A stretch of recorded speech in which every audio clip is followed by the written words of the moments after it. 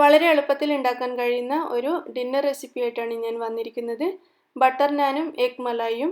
നമുക്കിത് വൈകുന്നേരമൊക്കെ വളരെ പെട്ടെന്ന് തന്നെ ഉണ്ടാക്കിയെടുക്കാൻ സാധിക്കും. ഇതെങ്ങനെയാണ് ഉണ്ടാക്കുന്നതെന്ന് നോക്കാം. നമുക്ക് ആദ്യം നാൻ ഉണ്ടാക്കാൻ വേണ്ടിയിട്ടുള്ള മാവ് കുഴച്ചെടുക്കാം. അതിനുവേണ്ടി 2 കപ്പ് മൈദയാണ് ഞാൻ എടുക്കുന്നത്, അല്ലെങ്കിൽ ഓൾ പർപ്പസ് ഫ്ലോർ എടുക്കുക. ഇതിലേക്ക് 1 ടേബിൾ സ്പൂൺ നെയ്യ് ചേർക്കാം. പശുവിൻ നെയ്യാണ് എടുത്തിട്ടുള്ളത്. അതല്ലെങ്കിൽ ബട്ടറോ RKG എന്ത് വേണമെങ്കിലും എടുക്കാം. ഇനി ഇതിലേക്ക് 1/2 ടീസ്പൂൺ ബേക്കിംഗ് സോഡ ചേർക്കാം. 1/2 teaspoon baking powder,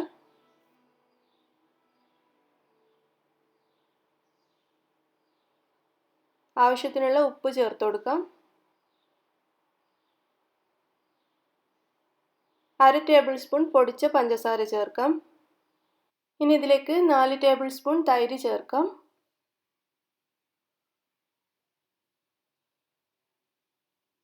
4 table spoon തൈര് ചേർത്തിട്ടുണ്ട്. ഇതെല്ലാം കൂടി നമുക്കിനി നന്നായിട്ടൊന്ന് മിക്സ് ചെയ്തെടുക്കാം.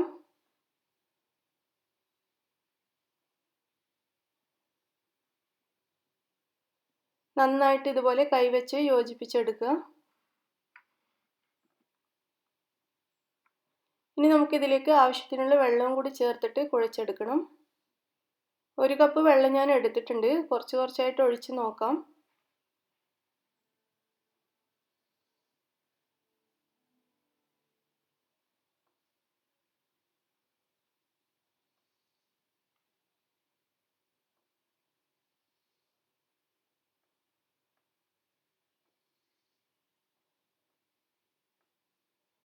ഈ മാവ് പിസയ്ക്കൊക്കെ കുഴക്കുന്നത് പോലെ അല്പം ലൂസായിട്ട് കുഴച്ചെടുക്കണം. അല്ലെങ്കിൽ നമ്മൾ നാൻ ഉണ്ടാക്കുന്ന സമയത്ത് അത് വല്ലാതെ ഹാർഡായി പോകും. അതുകൊണ്ട് അല്പം ലൂസായിട്ട് തന്നെ കുഴച്ചെടുക്കാൻ ശ്രദ്ധിക്കുക.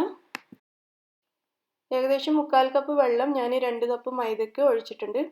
പിന്നെ നമ്മൾ തൈരുമൊക്കെ ചേർത്തതുകൊണ്ട് അത്രയും വെള്ളം മതിയാവും. ഇതിപ്പോൾ ഞാൻ നല്ല സോഫ്റ്റായിട്ട് കുഴച്ചെടുത്തിട്ടുണ്ട്. ഇതിപ്പോൾ അല്പം ലൂസായിട്ടാണ് ഇരിക്കുന്നത്. നല്ല കട്ടിയുള്ള മാവല്ല. ഇതുപോലെ വേണം കുഴച്ചെടുക്കാൻ. ഇത് നമുക്കിനി അടച്ചു വെച്ച് 1 മണിക്കൂർ ഇതുപോലെ റെസ്റ്റ് ചെയ്യാൻ വെക്കാം. ഇതിവിടെ അടച്ചു വെക്കാം. ഈ സമയം കൊണ്ട് നമുക്ക് നാനിന് വേണ്ടിയിട്ടുള്ള കറി ഉണ്ടാക്കാം. ഞാനിവിടെ എഗ് മലായിയാണ് ഉണ്ടാക്കുന്നത്. അതിനുവേണ്ടി 4 മുട്ട പുഴുങ്ങി ഇതുപോലെ പകുതിയായി കട്ട് ചെയ്ത് വെച്ചിട്ടുണ്ട്. വളരെ എളുപ്പമാണ് ഈ കറി ഉണ്ടാക്കാൻ. ബട്ടർ നാനിൻ്റെ കൂടെ നല്ലൊരു കോമ്പിനേഷനുമാണ്. നമുക്ക് ആദ്യം തന്നെ ഇതിന് വേണ്ടിയിട്ട് സവാള കട്ട് ചെയ്തെടുക്കണം. 2 മീഡിയം സൈസ് സവാള ഇതിൻ്റെ തൊലിയെല്ലാം കളഞ്ഞ് കട്ട് ചെയ്തെടുത്തതാണ്. വലിയ പീസായിട്ടാണ് കട്ട് ചെയ്തിട്ടുള്ളത്. കാരണം നമ്മളിത് അരച്ചെടുക്കുകയാണ്. അതുകൊണ്ട് ചെറുതായിട്ട് കട്ട് ചെയ്യേണ്ട ആവശ്യമില്ല. ഇത് നമുക്ക് മിക്സിയുടെ ഒരു ചെറിയ ജാറിലേക്ക് മാറ്റാം. 2 മീഡിയം സൈസ് സവാളയാണ്. വലുതാണെങ്കിൽ ഒരെണ്ണം എടുത്താൽ മതി. ഇതിലേക്ക് 2 പച്ചമുളകും കൂടി ചേർക്കാം. ഇനി ഇത് രണ്ടും കൂടി നമുക്ക് നന്നായിട്ടൊന്ന് അരച്ചെടുക്കാം. വെള്ളമൊന്നും ചേർക്കണ്ട. സവാളയിൽ ധാരാളം വെള്ളം ഉണ്ടാവും. ഇത് ഞാനിവിടെ അരച്ചെടുത്ത് വെച്ചിട്ടുണ്ട്. ഇനി നമുക്ക് കറി ഉണ്ടാക്കാം. അതിനുവേണ്ടി ഒരു പാൻ അടുപ്പത്ത് വെച്ചിട്ടുണ്ട്. ഈ പാൻ നന്നായിട്ട് ചൂടായി വരുമ്പോൾ നമുക്കിതിലേക്ക് ബട്ടർ ചേർക്കാം. ഏകദേശം 3 ടേബിൾ സ്പൂൺ ബട്ടർ ഞാൻ ചേർക്കുന്നുണ്ട്. നിങ്ങൾക്ക് ഇത്രയും ആവശ്യമില്ലാന്നുണ്ടെങ്കിൽ 2 ടേബിൾ സ്പൂണോ മറ്റോ ചേർത്താൽ മതിയാവും.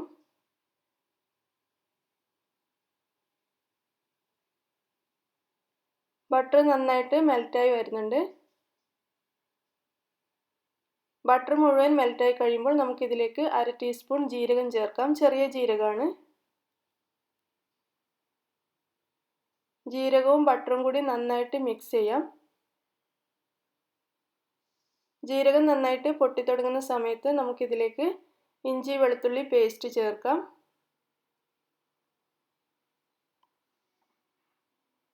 1 ടീസ്പൂൺ ജിഞ്ചർ ഗാർലിക് പേസ്റ്റാണ് ഞാൻ ചേർക്കുന്നത്. ഇത് ചേർത്ത് നന്നായിട്ടൊന്ന് വഴറ്റിയെടുക്കുക. ബട്ടറിൽ ഇഞ്ചി വെളുത്തുള്ളി പേസ്റ്റ് നന്നായിട്ട് വഴറ്റുന്ന സമയത്ത് നല്ലൊരു മണം വരും.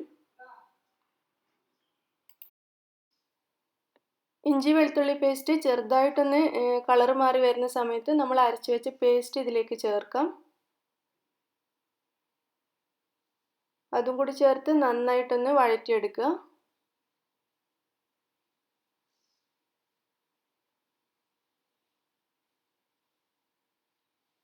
നന്നായിട്ട് മിക്സ് ചെയ്തതിന് ശേഷം നമുക്കിത് അടച്ചു വെക്കണം. എന്നിട്ട് ഇതൊരു 10 മിനിറ്റെങ്കിലും കുറഞ്ഞത് ചെറിയ തീയിൽ വേവിക്കണം. കാരണം ഈ ഉള്ളിയുടെയും പച്ചമുളകിൻ്റെയും ഒക്കെ ആ പച്ച മണവും രുചിയൊക്കെ ഒന്ന് മാറിക്കിട്ടണം. അതിന് വേണ്ടിയിട്ട് ഇത് നന്നായിട്ട് വേവണം. നമുക്കിത് അടച്ചു വെച്ച് ചെറിയ തീയിൽ 10 മിനിറ്റ് വേവിച്ചെടുക്കാം.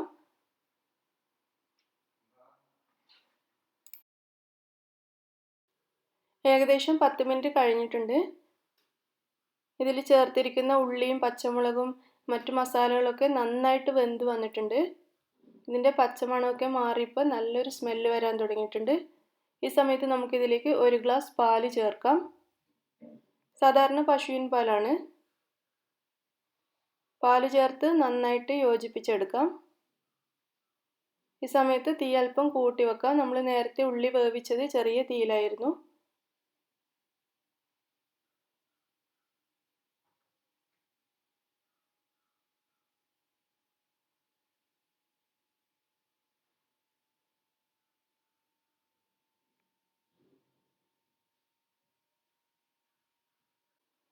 പാല് ചേർത്ത് നന്നായിട്ട് മിക്സ് ചെയ്തിട്ടുണ്ട്. ഇനി നമുക്കിതിലേക്ക് 1/2 ടീസ്പൂൺ കുരുമുളക് പൊടി ചേർക്കാം.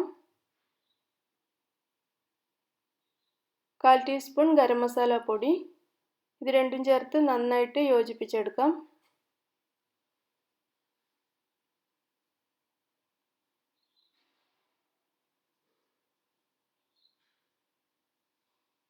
ഇനി ഇതിലേക്ക് ആവശ്യത്തിനുള്ള ഉപ്പും കൂടി ചേർക്കാം.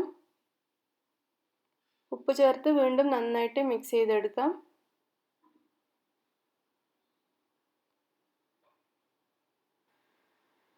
കറി ഇവിടെ നന്നായിട്ട് തിളക്കാൻ തുടങ്ങിയിട്ടുണ്ട്. നന്നായിട്ട് തിളച്ച് വരുന്ന സമയത്ത് നമ്മൾ നേരത്തെ പുഴുങ്ങി കട്ട് ചെയ്ത് വെച്ച മുട്ട ഇതിലേക്ക് ചേർക്കാം. മുട്ടയും ഗ്രേവിയും കൂടി നന്നായിട്ടൊന്ന് മിക്സ് ചെയ്തെടുക്കാം.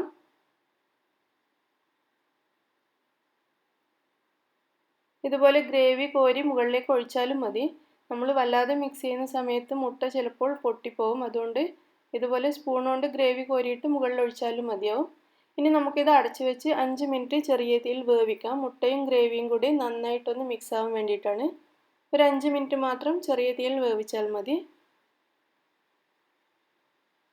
5 മിനിറ്റ് കഴിഞ്ഞിട്ടുണ്ട്. നമുക്കിത് തുറന്ന് നോക്കാം. മുട്ടയിൽ ഗ്രേവിയൊക്കെ നന്നായിട്ട് പിടിച്ച് നല്ല പാകത്തിലായിട്ടുണ്ട്. ഇനി നമുക്കിതിലേക്ക് മല്ലിയില കട്ട് ചെയ്തത് ചേർക്കാം.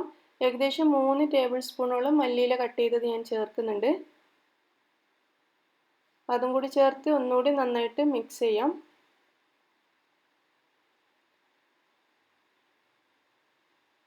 നമ്മുടെ എഗ് മലായി ഇവിടെ റെഡി ആയിട്ടുണ്ട്. വളരെ എളുപ്പമാണ് ഇത് ഉണ്ടാക്കാൻ. ഇനി നമുക്ക് ഈ കറി അടച്ചു വെക്കാം, അടുപ്പത്തുനിന്ന് മാറ്റിയിട്ട്. ഇതിൻ്റെ തീ ഓഫ് ചെയ്തിട്ട് നമുക്ക് അടുപ്പത്തുനിന്ന് മാറ്റാം.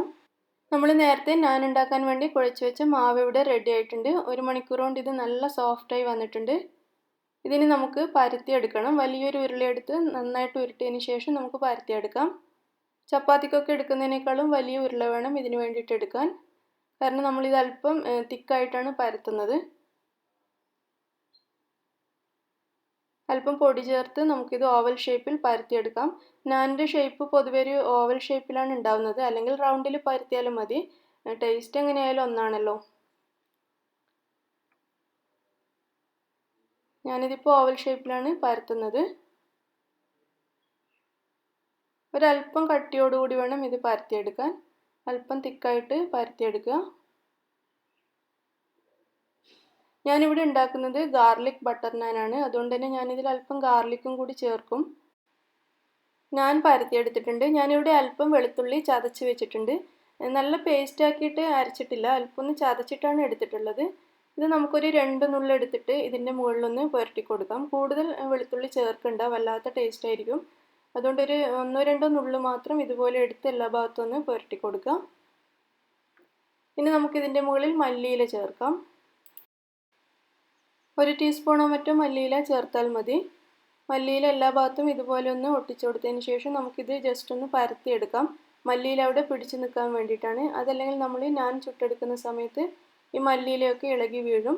ഇതുപോലെ ഒന്ന് പരത്തിയെടുക്കുകയാണെങ്കിൽ അതവിടെ ഒട്ടിപ്പിടിച്ച് നിന്നോളും. ഇനി ഇത് നമുക്ക് ചുട്ടെടുക്കാം. അതിന് വേണ്ടിയിട്ട് ഞാനൊരു തവ അടുപ്പത്ത് ചൂടാക്കാൻ വെച്ചിട്ടുണ്ടായിരുന്നു. ഇത് നന്നായി ചൂടായിട്ടുണ്ട്. ഈ നാൻ ഇതിൻ്റെ മുകളിലേക്ക് വെച്ച് കൊടുക്കാം. ഇതിൻ്റെ തീ അല്പം കൂട്ടി കൊടുക്കണം. മീഡിയം ടു ഹൈ ഫ്ലെയിമിൽ വെച്ചിട്ട് വേണം ഈ നാൻ ഉണ്ടാക്കാൻ. അതല്ലെങ്കിൽ ഇത് പൊങ്ങി കിട്ടാതെ ഒരു മരവിച്ച പോലെ ഉണ്ടാവും. അതുകൊണ്ട് തീ അല്പം കൂട്ടിയിട്ട് തന്നെ ഇത് ഉണ്ടാക്കുക. ഇതിങ്ങനെ നിറയെ കുമിള വരുന്നത് നിങ്ങൾക്ക് കാണാൻ പറ്റും. നന്നായിട്ട് കുമിളകൾ വന്ന് പൊങ്ങുന്ന സമയത്ത് നമുക്കിത് ഒരു കിച്ചൺ ടോങ്സ് വെച്ചൊന്ന് ഇതുപോലെ പിടിച്ച് ഈ ഫ്ലെയിമിൻ്റെ മുകളിലേക്കൊന്ന് വെച്ച് കൊടുക്കാം. കിച്ചൺ ടോങ്സോ അതല്ലെങ്കിൽ നിങ്ങൾക്ക് ഇതുപോലെ പിടിക്കാൻ പറ്റിയ വേറെ എന്ത് ഉപയോഗിച്ചിട്ടും ഇത് ചെയ്യാം.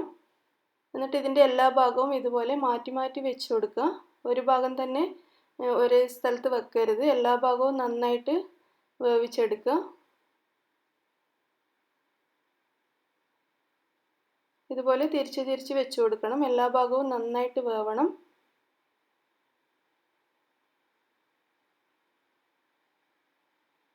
ഇതിവിടെ റെഡി ആയിട്ടുണ്ട്. എല്ലാ ഭാഗവും നന്നായിട്ട് വെന്ത് നല്ല പൊങ്ങി വന്നിട്ടുണ്ട്. ഇനി നമുക്കിത് വീണ്ടും ഈ തവയിലേക്ക് തന്നെ വെച്ച് കൊടുക്കാം. എന്നിട്ട് ഇതിൻ്റെ മുകളിൽ ബട്ടർ പുരട്ടി കൊടുക്കാം.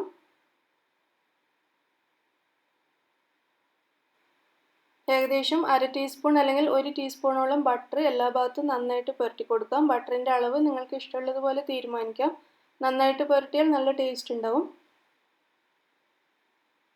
അങ്ങനെ നമ്മുടെ ഗാർലിക് ബട്ടർ നാൻ ഇവിടെ റെഡിയായി കഴിഞ്ഞു. വളരെ എളുപ്പമല്ലേ ഇത് ഉണ്ടാക്കാൻ. നല്ല ഭംഗിയുള്ള വളരെ ടേസ്റ്റി ആയിട്ടുള്ള ബട്ടർ നാനാണ്. ഇതുപോലെ ഉണ്ടാക്കുകയാണെങ്കിൽ നമുക്ക് ഉണ്ടാക്കാൻ വളരെ എളുപ്പമാണ്. അങ്ങനെ നമ്മുടെ വളരെ ടേസ്റ്റി ആയിട്ടുള്ള ബട്ടർ നാനും മലായി എഗ്ഗും ഇവിടെ റെഡിയായി കഴിഞ്ഞു. ഡിന്നറിന് പറ്റിയൊരു നല്ല റെസിപ്പിയാണ്. നിങ്ങളെല്ലാവരും ട്രൈ ചെയ്ത് നോക്കണം. തീർച്ചയായും ഇത് രണ്ടും നിങ്ങൾക്ക് ഇഷ്ടമാവും. നിങ്ങളിത് ലൈക്ക് ചെയ്യാനും ഷെയർ ചെയ്യാനും മറക്കരുത്. നിങ്ങളുടെ അഭിപ്രായങ്ങൾ അറിയിക്കണം. അതുപോലെ എൻ്റെ ചാനൽ നിങ്ങൾ ഇതുവരെയും സബ്സ്ക്രൈബ് ചെയ്യാത്തവരാണെങ്കിൽ സബ്സ്ക്രൈബ് ചെയ്യാൻ മറക്കരുത്. Thank you.